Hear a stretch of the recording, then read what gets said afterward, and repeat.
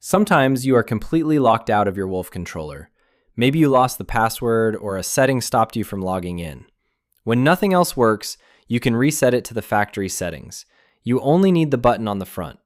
But first, know what this does. It erases all your settings and passwords. You cannot get them back.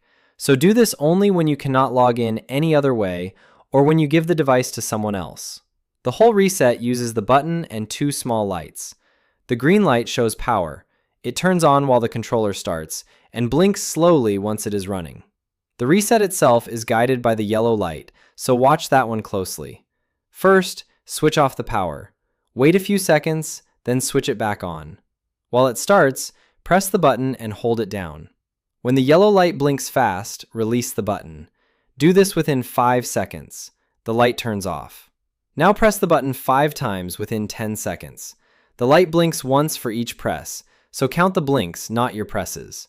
After the 5th press, the light stays on. Now press and hold the button for 5 seconds. Do not release it too soon. The light blinks fast for a moment. The controller erases everything and restarts. Do not switch off the power while it does this.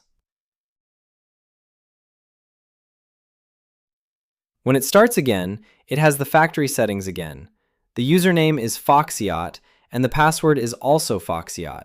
It asks you to set a new password, the same as on a new device. Change it now, then follow the first login video to set everything up again.